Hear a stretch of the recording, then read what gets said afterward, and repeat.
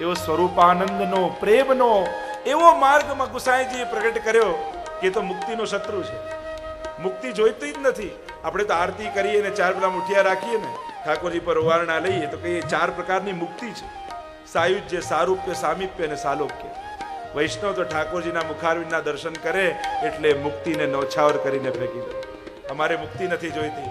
અમારે તો વારે ઘડીએ માનવ દેહ એ પણ વૈષ્ણવ કુળમાં જન્મ મળે અને એવા ઘરમાં જ્યાં ભગવત સેવા બિરાજતી હોય અને ત્યાં અહર્નિશ અમે ભગવત સેવાના આનંદ લઈએ, એવો અમારે તો વારે ઘડીએ જન્મ જોઈએ. હે વિના લાલચનું લાલ મને વાલ રે, અચલિત આપો રે. વિના લાલચનું લાલ મને વાલ રે, અચલિત આપો રે. વિષય વાસના પ્રપંચની પ્રીતિ રે, શ્રી કૃષ્ણ મારી કાપો રે. વિષય વાસના પ્રપંચની પ્રીતિ રે, શ્રી કૃષ્ણ મારી કાપો રે. પાઓ પ્રેમ રસ પ્રાણ જીવન રે, દીન થયા છો. એ જ યાચના કરીએ છે. પાઓ પ્રેમ રસ, એ પ્રાણ જીવન આપના પ્રેમનો રસ અમને પાઓ. અમારે મુક્તિની શુષ્કતા નથી જોઈતી, અમારે તો પ્રેમનો વરસાદ જોઈએ છે કે અમારા રોમ રોમ કૃષ્ણ પ્રેમમાં ભીંજવાઈ જાય, कृष्णमय बनी जाइए उन गोपियों की तरह कि जब दधी पण वेचवा जाए तो दधी लो महिलोनी जग्याए मोहन लो નીકળી જાય. લૌકિક કરતા કરતા પણ ચિત્ત સદાય આપનામાં લાગેલું રહે એવા પ્રેમ રસનો અમને પાન કરાવો.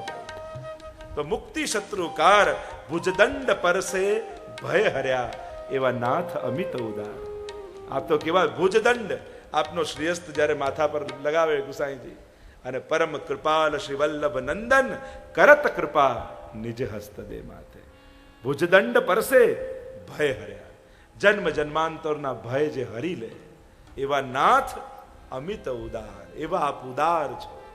કેવલ આપના હસ્તના સ્પર્શ માત્રથી સર્વ પ્રકારના ભયોથી જીવ મુક્ત બની જાય, નિર્ભય બની જાય. ભક્તિ આવે ને એટલે ભક્ત નિર્ભય બની જાય. જ્યાં સુધી ભય છે સંસારનો ત્યાં સુધી માનજો કે હજી મારી શરણાગતિ દ્રઢ થઈ નથી. કારણ કે જે દિવસે શરણાગતિ દ્રઢ થઈ જાય ને પછી સંસારનો ભય રહેતો નથી, પછી નિર્ભયતા આવી જાય. પછી તો સંસારમાં આસક્ત ન થઈ જવું એનો ભય રહે.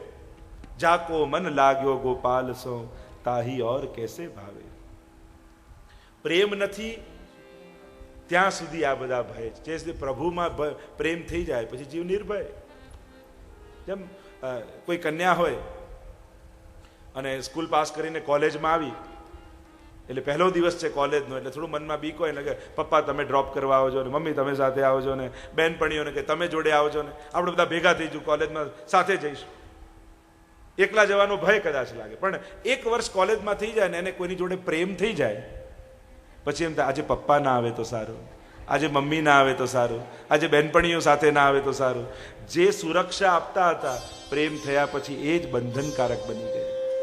એમ જ પ્રભુમાં પ્રેમ નથી ત્યાં સુધી સંસાર સુરક્ષા આપે છે.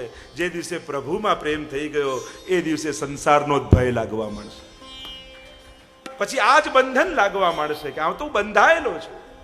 જે સુરક્ષા લાગતી હતી એ બંધન લાગવા માંડ્યું જે દિવસે ભાન થયું કે મને તો પ્રભુમાં પ્રેમ થયો છે. અને આમ કે ભુજદંડ પરસે ભય હર્યા, પોતાના આશીર્વાદ માત્રથી ભય.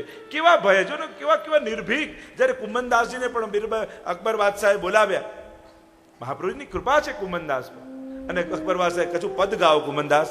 એટલે કુમનદાસ માટે એમ વિચાર્યું અકબર બાદશાહે કે હમણાં મારી પ્રશંસાના કોઈ ગીત ગાશે, હું એને ધન આપીશ ને ખુશ થઈ જશે. કુમનદાસ કહે ખરેખર ગાઓ, ખોટું તો નહીં લાગે ને? ના ના હું કહું છું ને ગાઓ.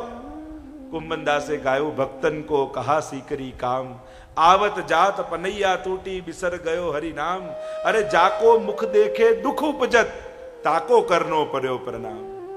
અરે જેનું મુખ જોઈને દુઃખ ઉપજ્યું, મારી ઠાકોરજીની કીર્તનની સેવા ગઈ એને પ્રણામ કરવા પડ્યા. અહીંયા ક્યાં હું આવ્યો, ભક્તોને આ सीकरीથી શું કામ? અકબર બાદશાહ તો પહેલા કોપાયમાન થઈ ગયા, મારી સામે આવ.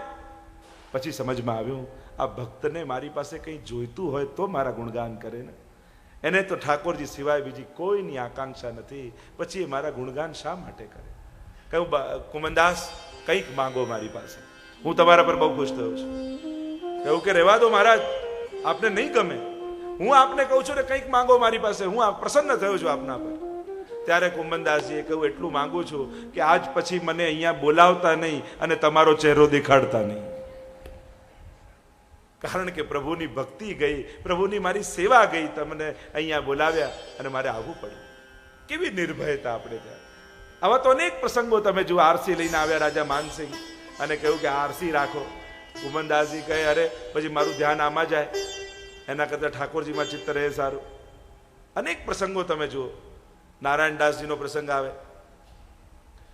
રાજાએ ખૂબ માર્યા કે તું મારી ચાકરીમાં આવ. પેલો કે હું ભગવાન સિવાય કોઈની આગળ હાથ નહીં જોડું. આવી ટેક.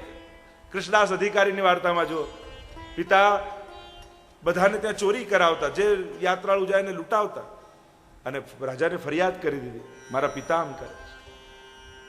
રાજાએ કહ્યું કે તું આટલો સાચું બોલવા વાળો છો, તું મારી પાસે રહી જાય. કૃષ્ણદાસજી કહે, હું સાચું બોલીશ, તમે મને નહીં રાખી શકો, એના કરતા મને જવા દો. કારણ કે સાચું બોલનારા હોય, સાંભળનારા કેટલા દુનિયામાં. એવા અનેક ભક્તોના ચરિત્ર જુઓ. ભુજદંડ પરસે ભય હર્યા, એને નિર્ભય બનાવી દીધા. એવા નાથ અમિત ઉદાર. અને કેવા છે ગુસાઈજી પ્રભુ? સ્વસ્વરૂપ અર્થે પ્રોજ્યા કૃત હુતા જે સંસાર, રાજ કાજે જોડિયા ઊંચા વચ નર નાર. સ્વસ્વરૂપ અર્થે પ્રોજ્યા કૃત હુતા જે સંસાર, જે સંસારમાં એવા આસક્તિ વાળા હતા કે સંસારમાં ખોવાઈ ચૂક્યા હતા, એમને પણ સ્વરૂપ સેવામાં ગુસાઈજીએ જોડી દીધા. અને કેવા કેવા લોકોને જોડ્યા! સંસાર આસક્તો તો હતા, પણ રાજકાજે જોડ્યા. મોટા મોટા રાજાઓને પણ જોડી દીધા. અથવા એક અર્થ કર્યો, રાજ એટલે તો ઠાકોરજી, અને એમના કાજે જોડ્યા. ઠાકોરજીની સેવામાં એમને જોડી દીધા.